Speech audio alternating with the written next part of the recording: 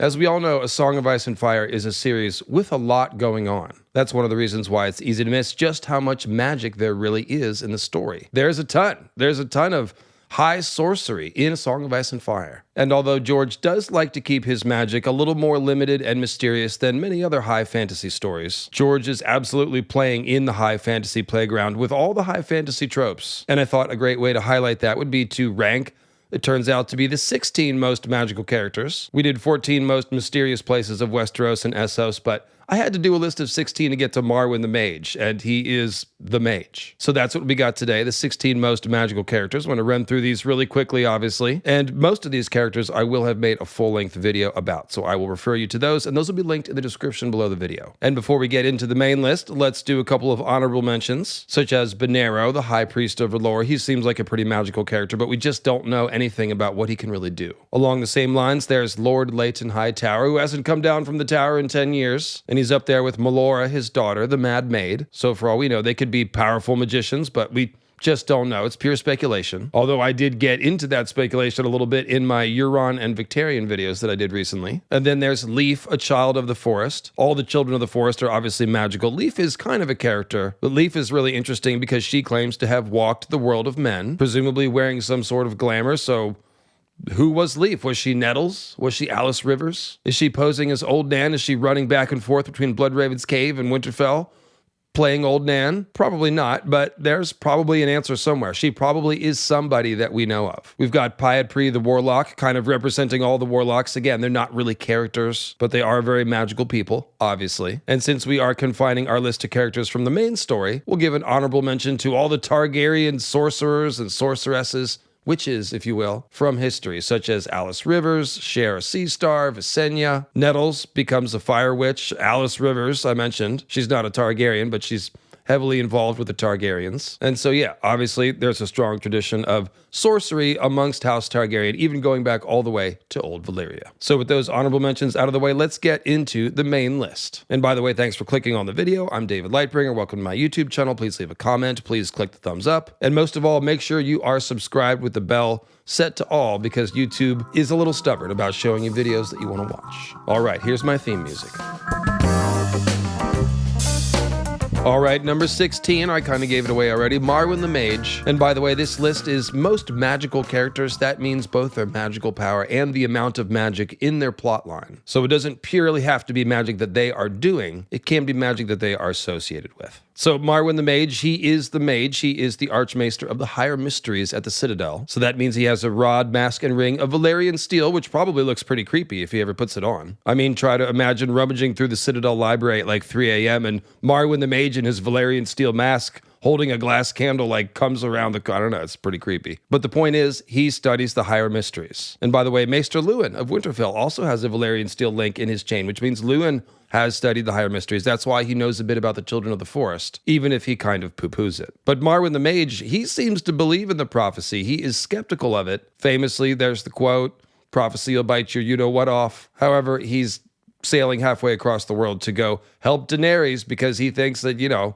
she did hatch the dragons, and so she might be Azor High reborn. Marwyn the Mage is using the glass candle, and it does seem that you have to light that. I don't think it just lights itself. It's implied that you might have to slice your hand open and give it a little bit of a blood offering. And Quaithe also speaks of the fire mage in Karth being able to wake fire from dragonglass. So again, it sounds like you have to light the candle. And Marwyn presumably has done that and knows how to use it. Maybe that's the most important thing. For example, when he meets Sam, he already knows almost everything about what's been going on because he's been able to use the candle to essentially remote view everything at the wall, which is kind of funny to go back to those scenes at the wall and just imagine Marwyn the Mage's consciousness just sort of, you know, watching everyone vote Jon Snow as Lord Commander. And Bloodraven's watching too, so how many wizards are watching a given scene in Ice and Fire? That's an open question. The others are watching Jon Snow's birth at the Tower of Joy. I digress. Marwyn the Mage is almost certainly a member of the Starry Wisdom cult. the Church of Starry Wisdom, which is based in Ashai, but has taken root in port cities around the world because sailors tend to like astronomy and astrology-based religions since they are so dependent on astronomy for navigation. So Marwyn the Mage, he hangs out at the queer dockside sailors' temples, and those sound like Starry Wisdom temples. But of course, Quaithe she's the most obvious Starry Wisdom cultist. She literally dispenses wisdom through a mask of starlight to Dany, and she will be on this list. And she's using a glass candle in Ashai. Marwyn the Mage has been to Ashai and is also using a glass candle. So together with the visits to the strange sailors' temples, it seems like he's a Starry Wisdom cultist. And much like Relorism, Starry Wisdom cult seems to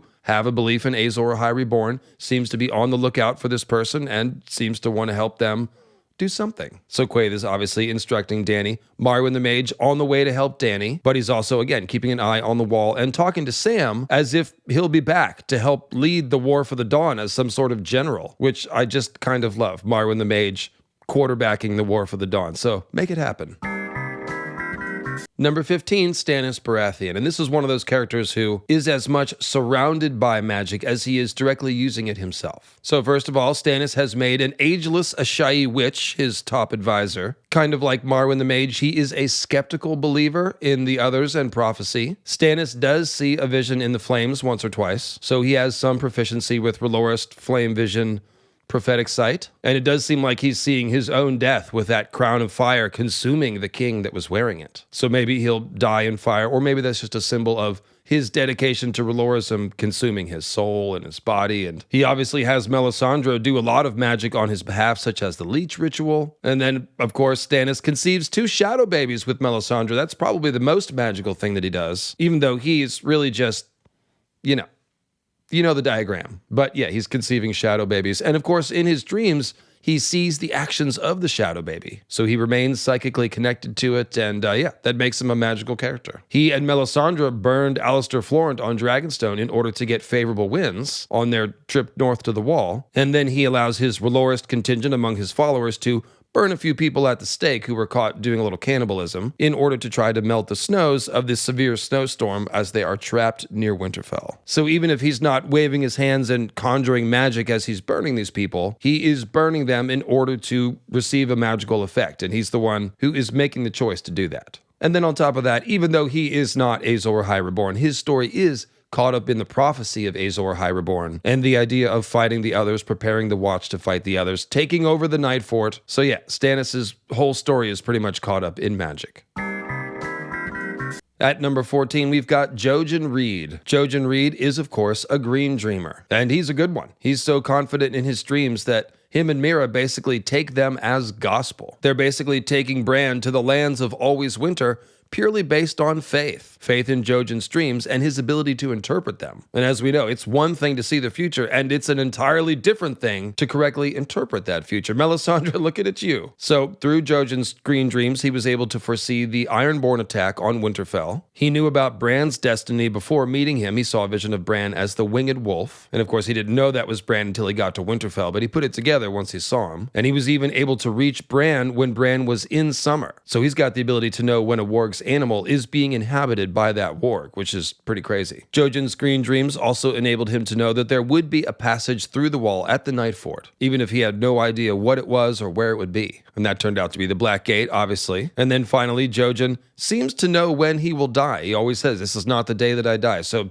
it seems like he's glimpsed his own death in the future. Jojen Reed is, of course, a Crannog man. And the Crannog men seem like more recent Child of the Forest hybrids than the other First Men houses that may have some Child of the Forest blood in them, like House Stark. And if you ask me what's going on here, I actually think the Crannog men have both Children of the Forest blood and Deep One hybrid blood. So check out my Crannog Man and Deep Ones videos for that story. And even if I'm wrong about the Deep Ones thing, which would really be a shame because it's a good theory, there can be little doubt that the Crannog men do have a significant amount of Child of the Forest ancestry. So, for example, we are told that the Child of the Forest green seers, they have eyes that are either red as blood or green as moss, whereas most Children of the Forest have those golden eyes. But this doesn't necessarily seem to be true for human green seers. Bloodraven does have the blood red eye, but that could be because he's an albino. But Bran, he's obviously a very strong green seer, he'll be on the list, and his eyes are Tully blue. So even though he has green seer magic, he did not get the same color eyes as a child of the forest green seer. However, Jojen, his eyes do get that moss green description. So I interpret that as a clue that the Crowned Men do have a little more child of the forest blood than your average first man house. And then finally, Jojen is so magical,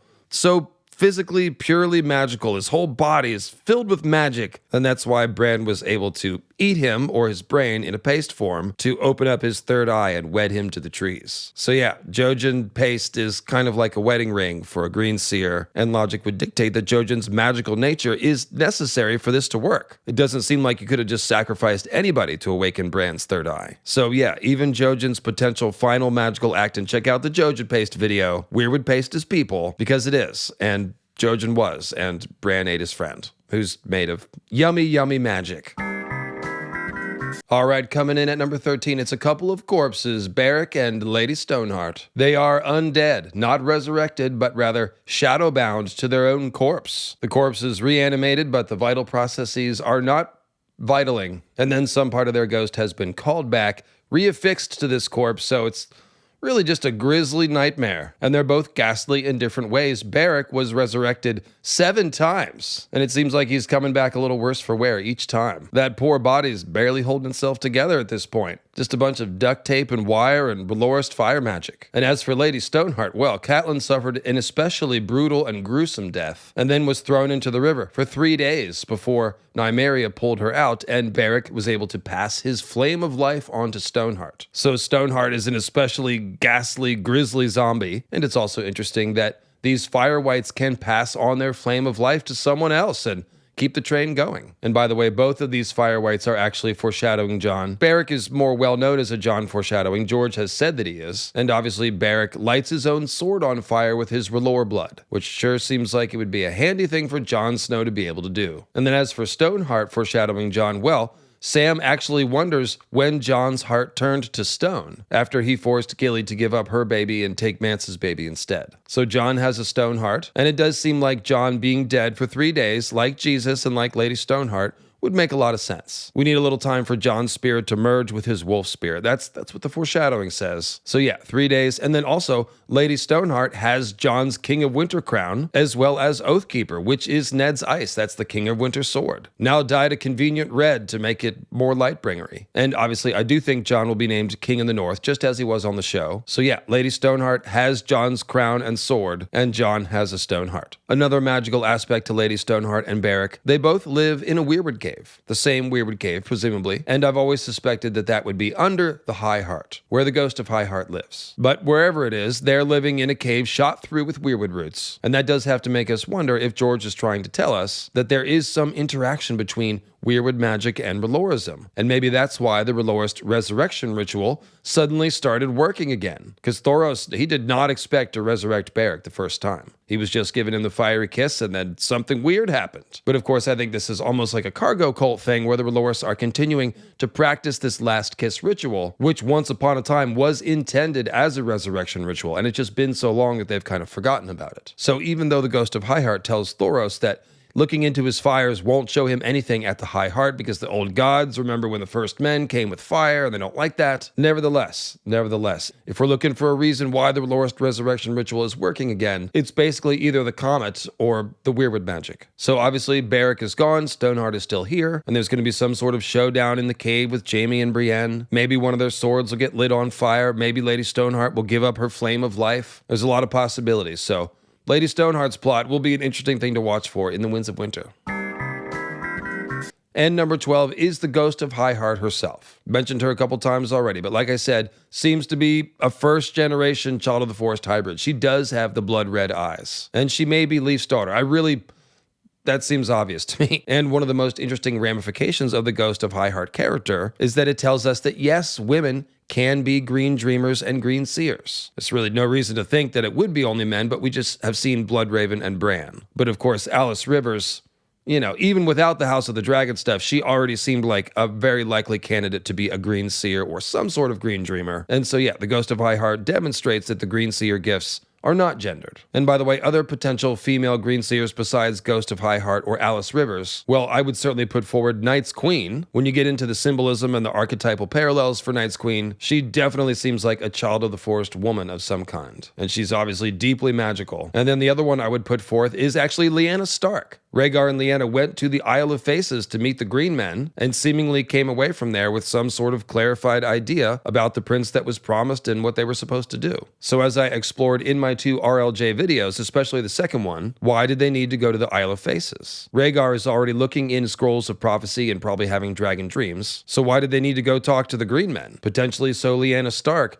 could eat weirwood paste, awaken her gifts, and see the future, and gain conviction about what she was supposed to do. Also, when you look at the timeline, it seems likely that Rhaegar and Lyanna may have conceived Jon on the Isle of Faces. And so yeah, when you look at the fact that all the Stark kids are skin changers or green seers, including her son Jon, well, where did those genetics came from? They came from their parents, so that tells us all the Starks have latent green seer and skin changer abilities. And the fact we got 6 out of 6 in this generation is almost certainly due to the fact that they all got dire wolves, which seem to be inherently magical animals. And so Lyanna going to the Isle of Faces and meeting the Green Men and being around all those weirwoods, that may have had a similar effect and awakened her gifts. Now, I actually did a whole 3-hour live stream about this idea and related Lyanna stuff, so check that out. But we were talking about the Ghost of the High Heart, who, by the way, might have been on the Isle of Faces with Rhaegar and Lyanna. It does seem like it may have been the case. She is, after all, hanging out with Rhaegar at Summerhall, leading up to Rhaegar eloping with Lyanna and going to the Isle of Faces. So, it seems to me like the Ghost of High Heart could either be a green dreamer or a full-on green seer, because green seers don't have to necessarily be tied to their thrones to use their magic. Bloodraven is probably just tied to his throne because he is so old. But Bran, after he has his first series of visions, eating the weirwood paste and sitting on the weirwood throne, they take him back to his sleeping chambers. He falls asleep gazing at the fire, actually, and then has another series of green seer visions out of the heart tree. So that tells us that green seers, once their gifts are awakened and they are wedded to the trees, they could still walk around and have remote connection. So maybe the Ghost of High Heart has a weirwood throne under the hill that she returns to after, walking around and giving cryptic advice to Beric and Thoros. She does sort of just appear out of the mist like a phantom, so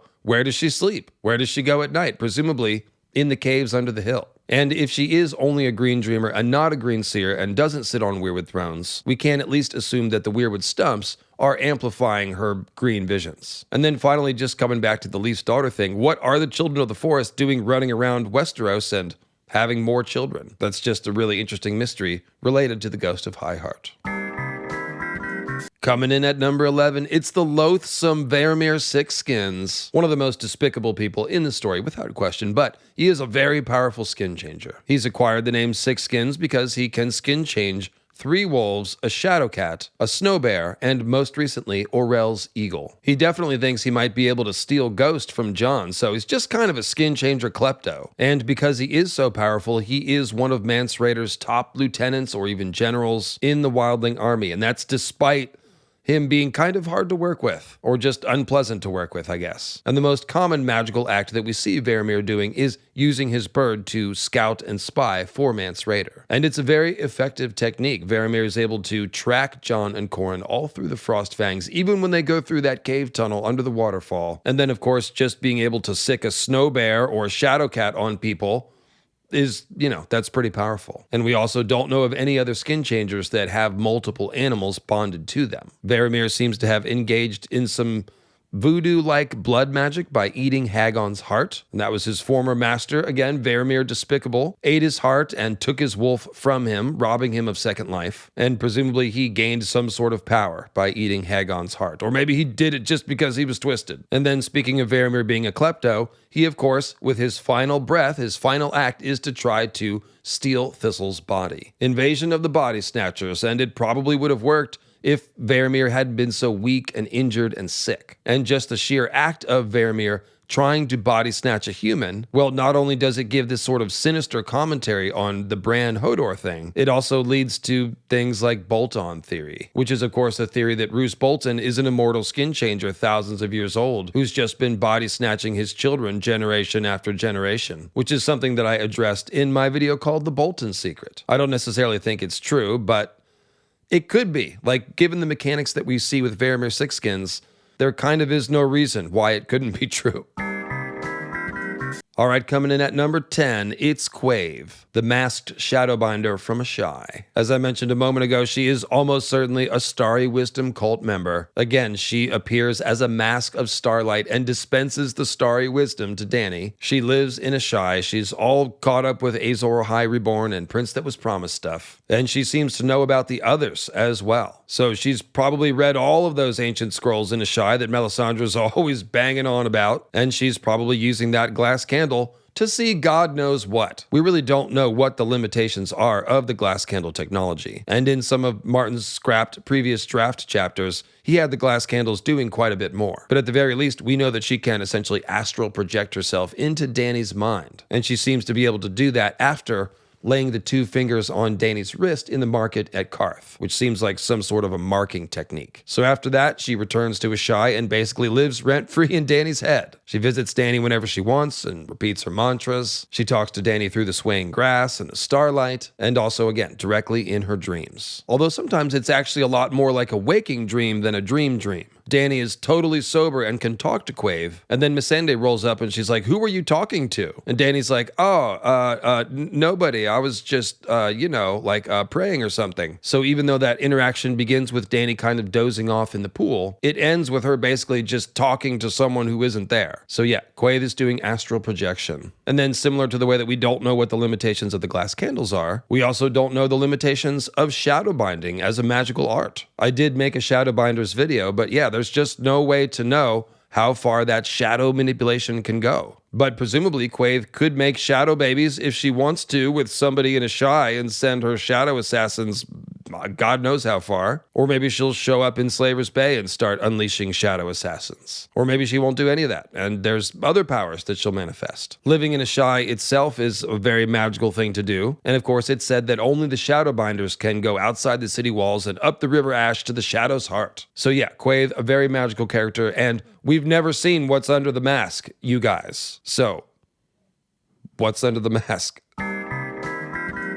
All right, number 9, Moqorro. I kind of had a hard time ranking Moqorro. I did have him higher on the list originally, but he's just not as major a character as some of the other people that we need to talk about. But he is very, very magical. He might be as magical as Melisandre. We just, haven't seen all the stuff he can do. And so the main 2 things that we know he can do are seeing visions in the flames and surviving 10 days at sea with no food or water, which means he might be a full-on fire other. And we'll talk about what that means in the Melisandre section. But basically, he might be entirely powered by R'hllor and not in need of things like sleep or food or fresh water to drink. And as to his prophetic abilities, well, Moqorro is very, very good. He basically boarded one ship knowing that he would be swept out to sea, stranded for 10 days, and that he would then end up on a different ship that was going where he really wanted to go. And by doing this ship hopping on faith routine, he came into contact with first Tyrion and then Victarion, who's carrying around the Dragonbinder horn that Moqorro seems to know a lot about. So yeah, Moqorro saw all of this in the future and had enough faith to basically just let himself get swept out to sea for 10 days. He also recognizes Tyrion's significance right away and sees Tyrion in his fires, surrounded by dragons, bright and dark, old and young. And by the way, watch out for our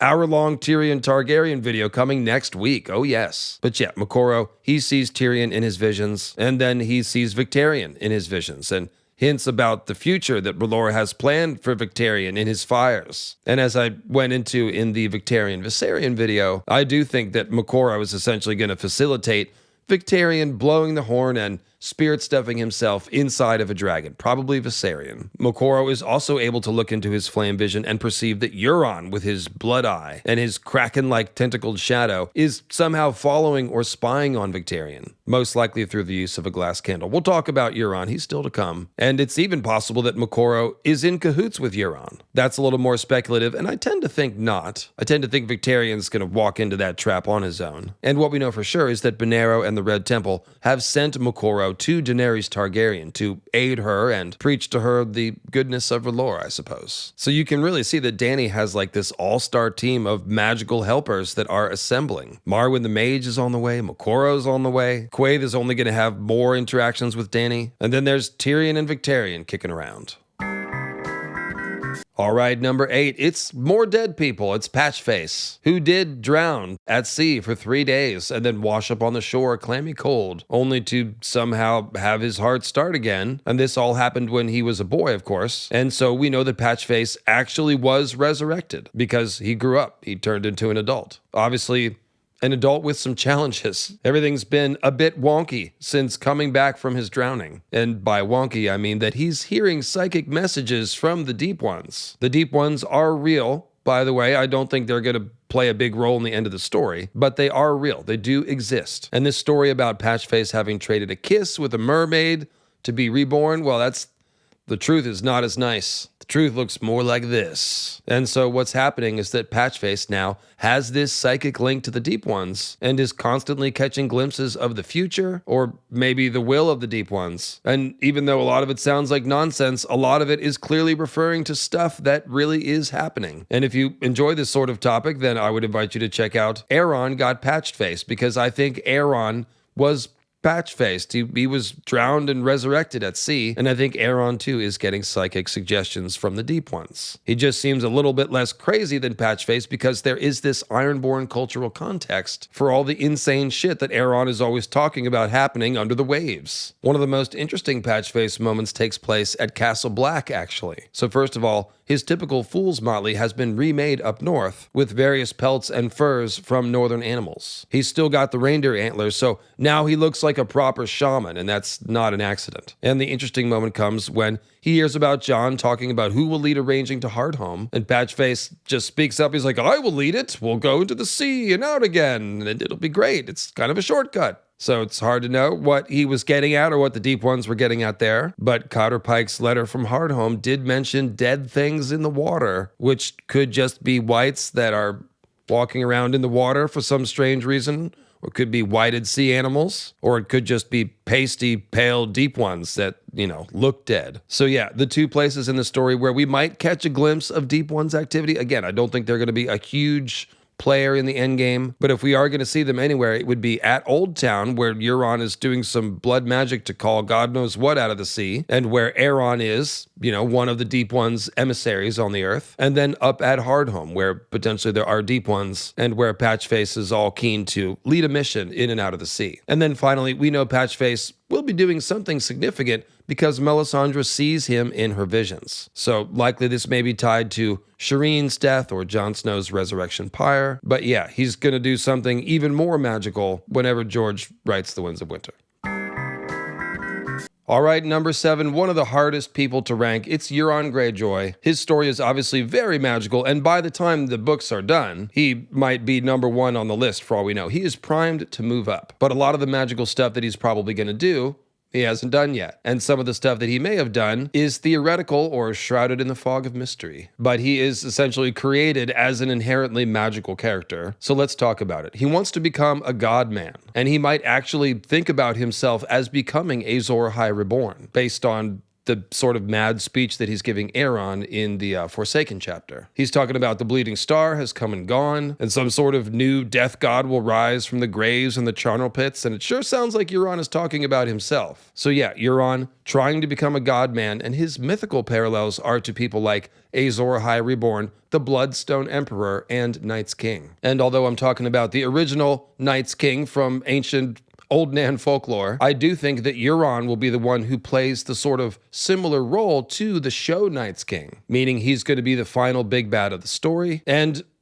to get crazy, Euron might even end up leading the others, intentionally or unintentionally. It takes a while to explain, so check out my 2 Euron videos. Euron is, as I mentioned, preparing to do some sort of great act of blood magic at Old Town. He's set to sacrifice a pregnant Folia Flowers and maybe Aaron and all those other priests that he's been collecting. And even that is significant. He's able to capture other magic users like Pyat Pri, who is legless and chained up in the dungeons or the Hold of the Silence. I forget which. So what's he going to do there? there? Is he going to call a kraken? Is he going to call a storm? Is he just going to sink the fleet? Is he going to channel the presence of a Lovecraftian deity into the physical world? Is he going to have a wizard battle with Leighton Hightower, or is he in cahoots with Leighton Hightower? I think that's the answer. But yeah, something big is clearly going to go down at Old Town with Euron, and possibly he'll move up the list as soon as that is done. I do think Euron is going to steal a dragon. I already mentioned the Victarion-Viserion video, but the whole point of that is that Victarion, by blowing the Dragonbinder horn, might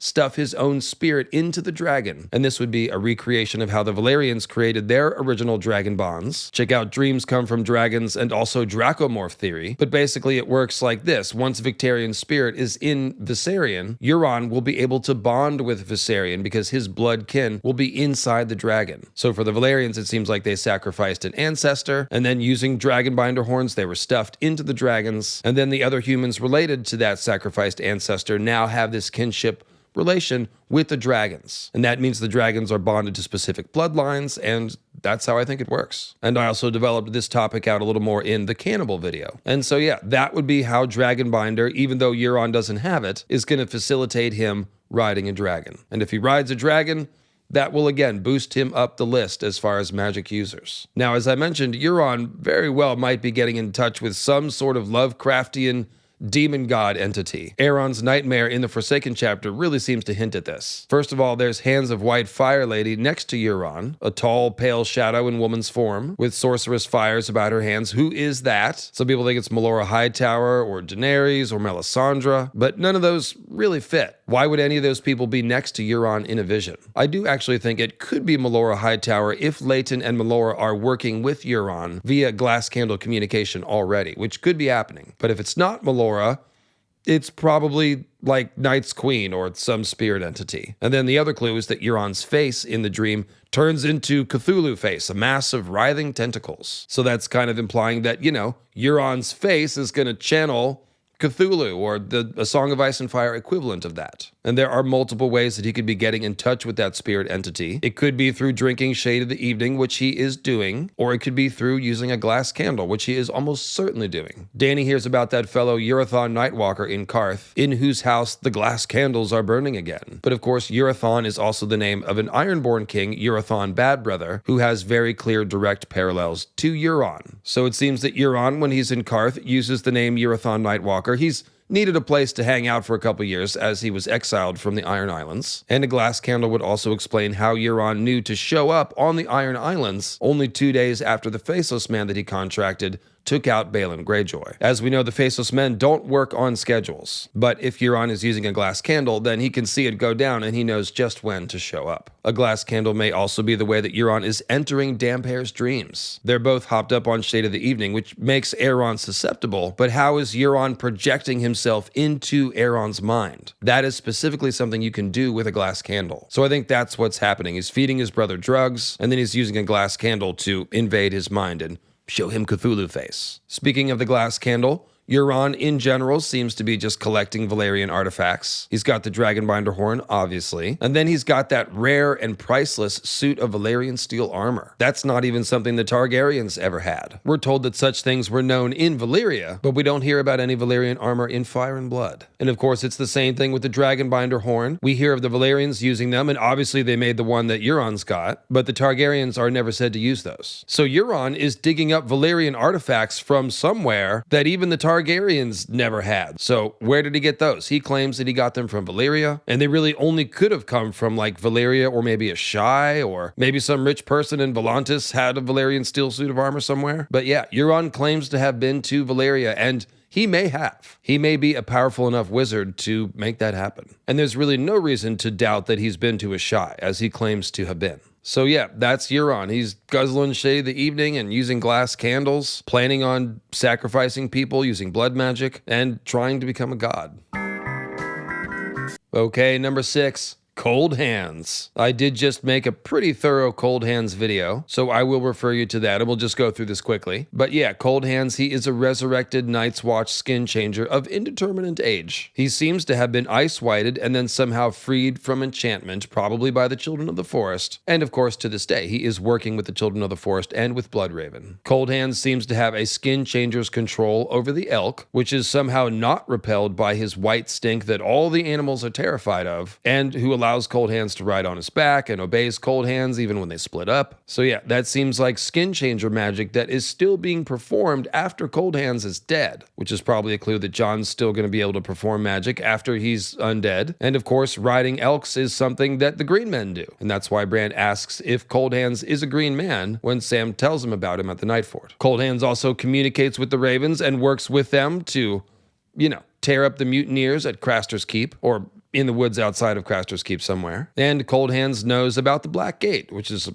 pretty big secret, even though he can't go through it since he's dead. Cold Hands, despite being an ice white, is limber and lithe. He vaults lightly off the elk and has no problem laying waste to multiple ice whites with his iron sword. So that's interesting because the regular ice whites under control of the others are clumsy and awkward, but not Cold Hands. He's ready to go. And then as to the question of who was Cold Hands, I tend to think the most likely answer is either the last hero himself or one of the last hero's 12 dead companions, who I think were all skin changers that were resurrected and turned into some kind of zombie. Because, and say it with me, zombies are ideal for journeying into the cold dead lands and facing the others. They don't need to eat, sleep, or stay warm. Cold Hands is even able to sense the presence of the ice whites before they rise out of the snow, so that's a pretty cool ability. And overall, he is like one of Old Nan's stories come to life. And mysteriously, he tells Bran, "I am your monster, Brandon Stark." So that hints at some ancient connection between the Starks and Cold Hands. Maybe even time-traveling Bran and ancient Cold Hands. I don't think it's that, but maybe it's that. And so yeah,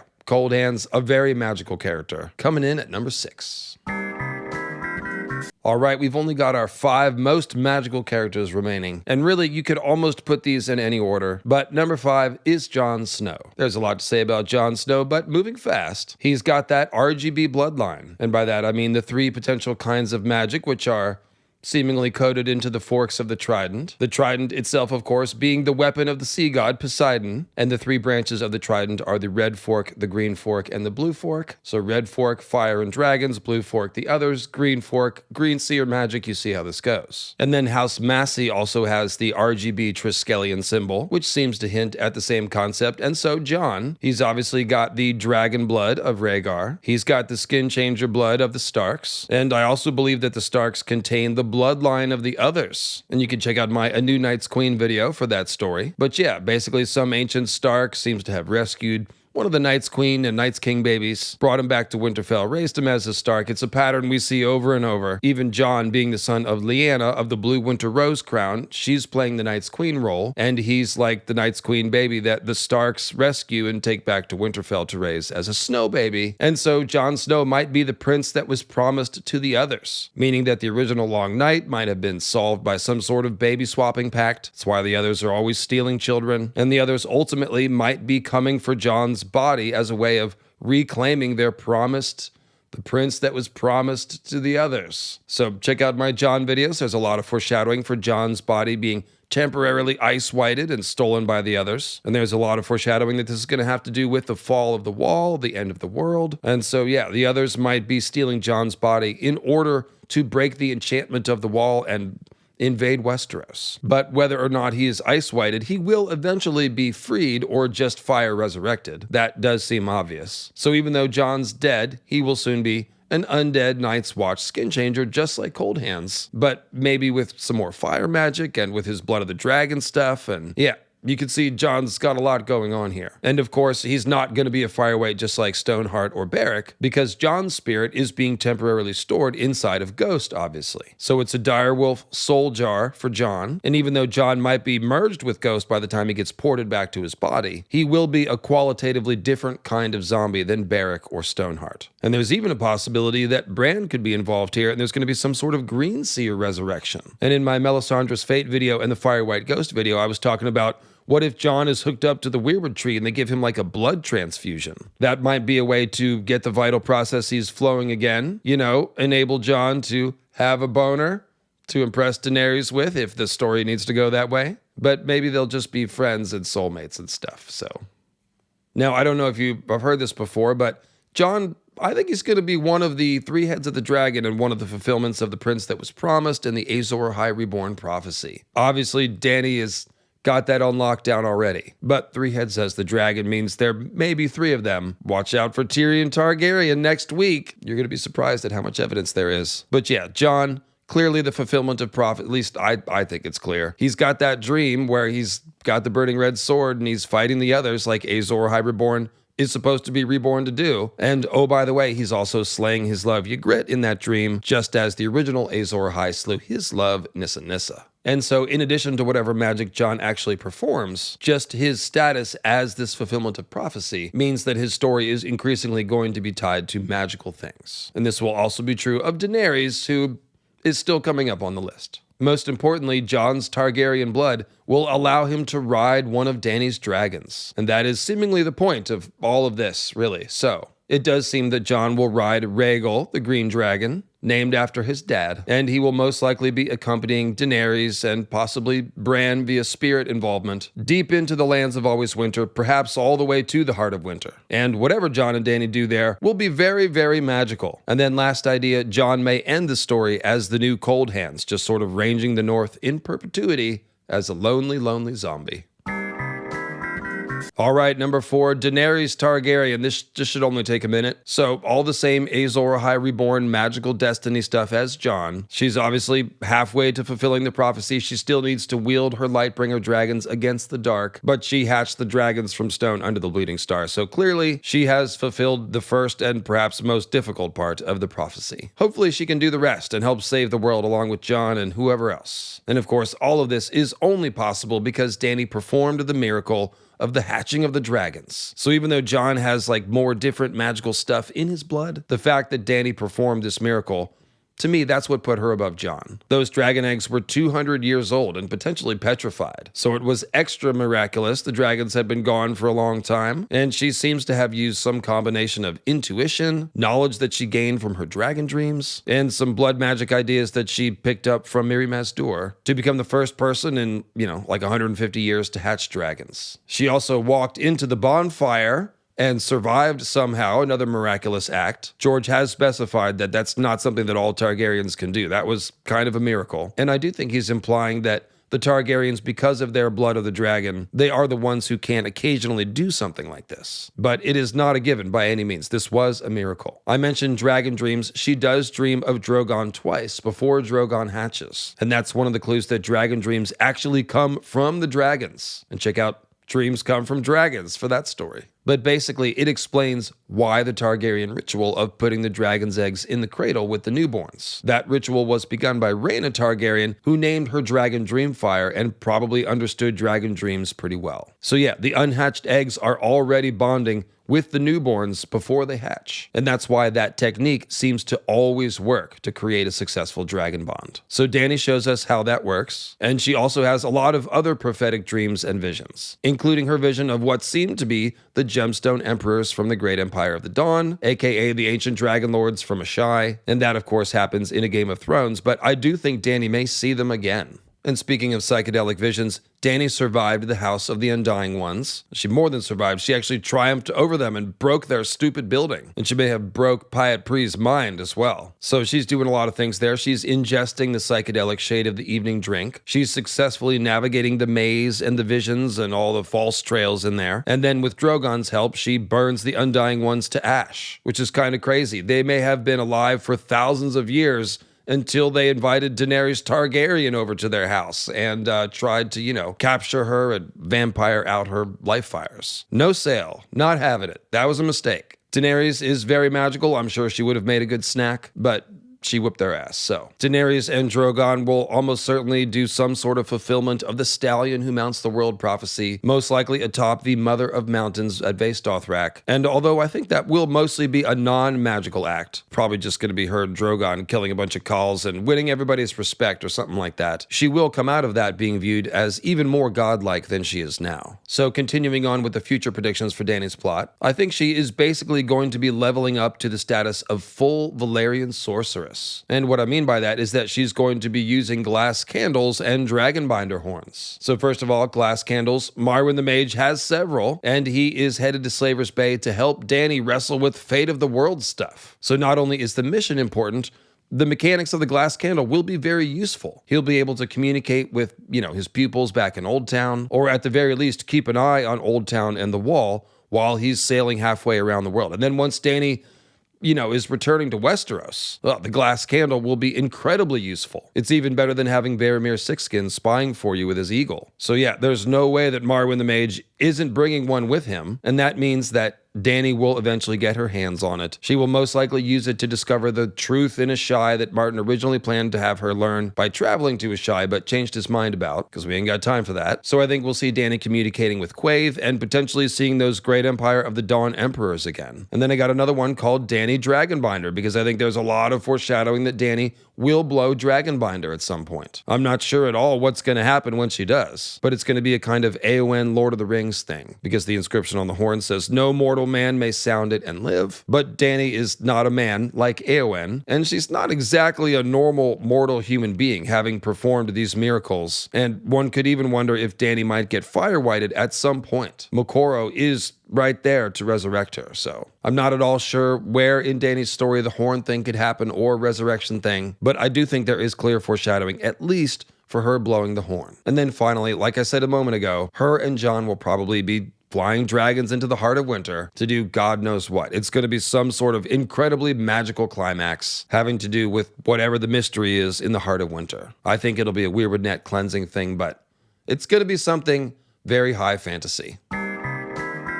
Oh, and just real quick, while we're talking Dragonbinder, I do realize as I'm recording this, I kind of forgot about Victarion. He would be in like the honorable mention category, or maybe somewhere in the Jojen tier. He's obviously got the R'hllor transformed physiology of the Fire Hand, which is very cool and kind of mysterious. And then he is lusting after the Dragonbinder horn and will, in my opinion, get stuffed into the dragon, as I mentioned. So he's a pretty magical character too, just not a very smart one.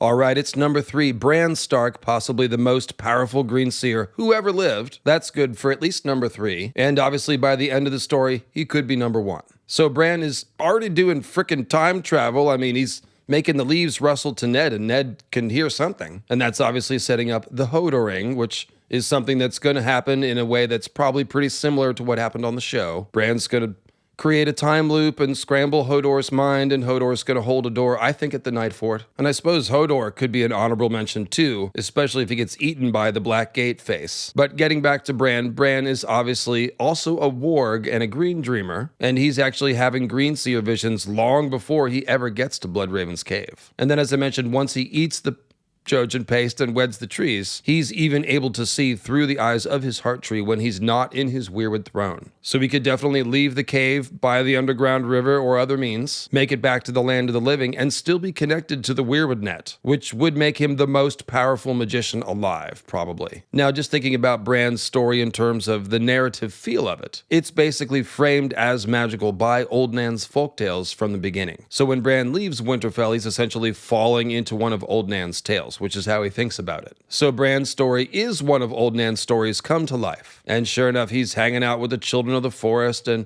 going through the Black Gate at the Night Fort and meeting Cold Hands, who introduces himself as Bran's monster, your monster, Brandon Stark. And I think I said that already in the Cold Hands section, but the point is, there's some significance about Cold Hands that is tied to Bran, or maybe a previous Brandon Stark. And I actually forgot to say this in the Cold Hands video, but Bran may have witnessed Cold Hands Hand's death. Cold Hands has that rattling voice and it keeps the scarf over his mouth, so it sure seems like he got his throat cut, and Bran sees just that. He sees a human sacrifice in front of the heart tree, and his throat is slashed by a bronze sickle knife wielded by a white-haired woman. So yeah, the speculation flies as to who all these people are. Is that Night's Queen herself? Did the Green Seer women of House Stark used to run the blood sacrifices in the Godswood? There's just all kinds of ideas that flow from this scene. But yeah, Bran may have witnessed Cold Hands' death. I actually think that's less likely because it seems like Cold Hands was ice-whited, and I don't think he would be ice-whited if he was intentionally sacrificed in the Godswood. But I did want to mention it, and again, there is some connection between Cold Hands and the Stark bloodline. So just as Daenerys survived the trials of the House of the Undying, Bran has to survive the trials of his coma dream vision. He's falling, and he's got to either fly or die, and it's not obvious how to do that. He looks around and he sees the bodies of other dreamers, quote-unquote, impaled on spires of ice. So this is simultaneously telling us that if Bran doesn't do the right thing, he's going to get impaled and die an icy death. And it also implies that the others are some sort of fallen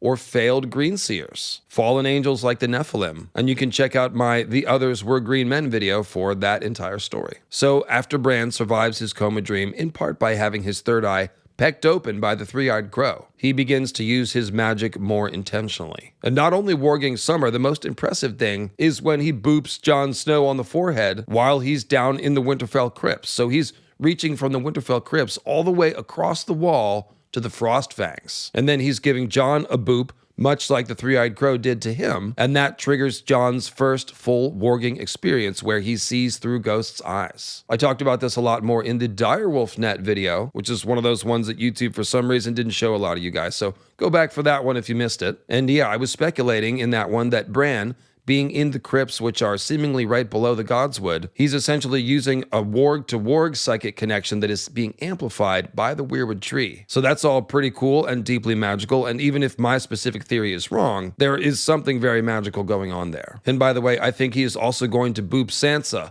eventually and open her gift so that she can skin change birds. That's right, and that ties into Sansa's little bird stuff and also the Idun mythology. So I already mentioned the Hodor ring, but I'll just go back to add that it's body snatching a human, and that is very, very hard. And of course, Bran is not only body snatching Hodor, but is actually graduated to being able to use Hodor to fight ferociously. So that's something that could be heading somewhere besides just the Hodor ring. We could see Bran skin changing other people or even the dead and making them fight against the other dead. And another thing that Bran animating Hodor as a King of Winter with ice eyes and a snow beard and a King of Winter sword. Well, another thing that foreshadows would be Bran helping Jon to be resurrected, because he's going to be a King of Winter and have a red and black sword, etc., etc. And if the others steal his body, he'll have ice eyes and a snowbeard for a time as well. So what will Bran's role be in resurrecting Jon? I tend to think it'll be more like guiding his spirit through his dream that he's going to have. Maybe help him finish the Winterfell Crypt stream or something. Help guide his spirit back to his body. But there was also that time Bran came back from his vision and was like, hey, I saw my dad. He was still alive. And Leaf was like, oh, don't try to call him back. That's very bad. Which is almost like a Chekhov's gun that Bran is going to try to bring someone back from the dead, with that someone potentially being Jon. And then finally, as with Jon and Daenerys, Bran's climax, whatever it's going to be, is going to be nuts. I think it's going to be some sort of Weirwood Net cleansing ritual, but that will also involve him downloading the entire Weirwood Net consciousness. And we know he's going to be a king at the end of the story, so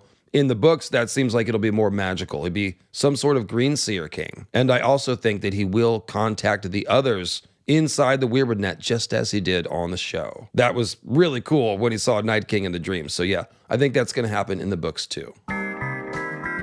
All right, just 2 names left. You can guess who they are. And number 2 is Bloodraven, Brynden Rivers himself, who I think is definitely the three-eyed crow, but there are some other theories that maybe the three-eyed crow is just the Weirwood Net, or maybe it's Nissa or time-traveling Bran, but the things that the three-eyed crow says and the things that Bloodraven says are exactly the same. And Bran even thinks to himself that in his dreams, Bloodraven is the three-eyed crow once he's in the cave. So yeah, that's Bloodraven. He's a Green Seer. He's probably a Dragon Dreamer even before that. And although Bran will probably eventually pass him in Green Seer power, that hasn't happened yet. Hold your horses there, young fella. Gotta respect your elders. And Bloodraven is very elder. He's been hooked up to that Weirwood throne for 50 years, which makes him like 129 or something. I'll put the right number on the screen. So as we see, he's kind of halfway absorbed into the trees. He can only talk to Bran for a little while, and then he's like, oh, the trees are calling, I must go. But the point is, he's had a lot of time to practice with the Weirwood net, so he is a Weirwood net master. He theoretically has access to everything the Weirwood net knows, which is basically everything. He knows how to focus its vision anywhere in time or space. He could be skin changing God knows how many animals. He is the likely suspect for how did a pregnant mama direwolf get through the wall and then conveniently die right on the path back to Winterfell, where the Starks could all find their little direwolves. Yeah, Bloodraven probably did that. And he is almost certainly warging different birds and animals in order to spy on people back when he was oh so effective as Hand of the King and Master of Whisperers. So Bloodraven, he gets all that skin changer and green seer power from his Blackwood blood, of course, and he's mixing that with the Targaryen blood. So, kind of like Jon, he is a confluence of these different very powerful magical bloodlines. And actually, because of Targaryen incest in the weird family tree, Dany and Rhaegar are essentially the same half Blackwood, half Targaryen mix that Bloodraven is. So you could even speculate that part of Dany's ability to wake the dragons when no one has in so long could be due to the Blackwood Greenseer magic, if Greenseer magic was used to create the dragon bond, which is one theory. But yeah, that's one of those weird things. The last two bloodlines that were injected into the bloodline of House Targaryen before 2 generations of incest and then Dany and Rhaegar, well, those were House Blackwood and House Dane, so it just doesn't seem random. In any case, yes, Bloodraven, a green seer from his Blackwood blood, and most likely a dragon dreamer from his Targaryen bloodline. So he's all dreamed out, and assuming that he is the three-eyed crow, then he's entering a lot of people's dreams. He's entering Bran's dreams to guide him out of the coma. Jojen also talks about having been visited by the three-eyed crow when he was sick, and the gnarled hand that slaps on Jon's shoulder and wakes him up from his Azor Ahai dream when he's starting to lose it and go crazy. Well, that gnarled hand is probably Bloodraven's gnarled tree hand. And it obviously makes sense if Bloodraven were trying to show Jon that he needs to, fight the others with a red sword at the wall, just trying to warm him up to the idea. And then even Melisandre can perceive Bloodraven and Bran inside of her flame vision. So it seems like there's one psychic highway and many on-ramps. But yeah, Bloodraven, he's running around in the dream world. And so if you tune into the dream world anywhere near the north, you're going to see Bloodraven's corpse white tree face staring back at you. So the next question as far as Bloodraven goes is just how much is he running? Has he manipulated the Targaryen bloodline by occasionally killing off the wrong people, meaning killing off the people that weren't supposed to be in the line of descent to Daenerys and Jon, and potentially Tyrion?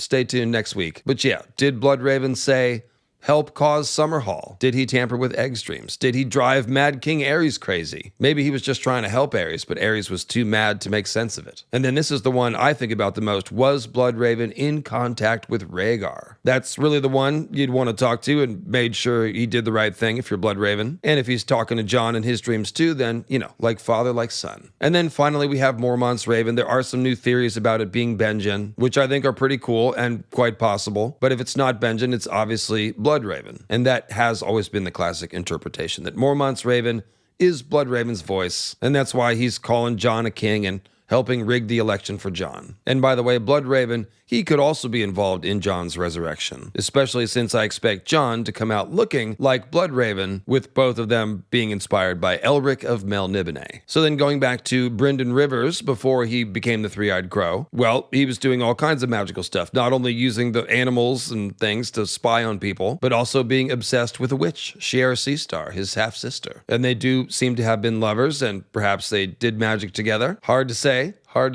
One of the big mysteries about Bloodraven's early life is, when did he start using his green seer power? Was it not until he got north of the wall? Or did he meet the ghost of Highheart at the Highheart? And was he taken into a weirwood cave to eat weirwood paste and awaken his gifts? As I mentioned, Bran is using some amount of green seer magic even before he gets to the cave. So yeah, that is a very open question as to when Bloodraven first got in contact with Children of the Forest or weirwood trees. And since there is that big weirwood tree at House Blackwood, it may be that he has always been connected to the weirwoods and always had, green dreams of one sort or another. Bran, for example, dreams about the tree a lot. He sees it looking at him and looking at its own reflection in the pond. So yeah, same stuff probably happened with Bloodraven. And then final bit of Bloodraven magical lore, he's using weirwood arrows. So why do that? Is that just style points? Or are weirwood arrows magic? Can you guide them precisely? That seems like what Bloodraven is doing. He's out there at Redgrass Field just picking off Blackfires left and right.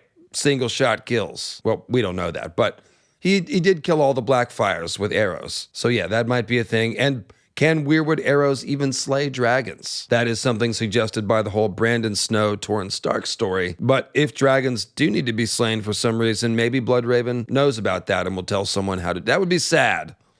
Forget I said that. All right, number one, to me, this was easy. There can only be one answer. It's Melisandre made of magic. That's what she is. And although I am tempted to say I just did a 1-hour Melisandre video, go watch that and then hang up the phone, I suppose we should run through the qualifications. And so yeah, Mel, she is a R'hllorist fire wielder. She sees visions in the flames. She can conjure raw fire magic. She probably burned Orell's eagle out of the sky. And she performed that blood magic leech ritual, which may or may not have done something. And of course, she can weave glamours, which she also attributes to the powers of the Lord of Light. So she glamours the Lord of Bones to look like Mance Rayder, and vice versa. And she herself is almost certainly wearing a glamour. Kind of like Quaithe, what's under the mask? What's under the glamour? I suspect it's like fire blackened and burnt skin, kind of like Makoro. But who knows? We'll have to see. She is a Shadowbinder, and obviously we saw her give birth to the Shadow Baby. That's probably the freakiest thing in the whole book. As far as freaky magic goes, I don't think it gets freakier. And although Mel speaks about Stannis' life fires being limited as far as how many Shadow Babies he can create, there does not seem to be a limit on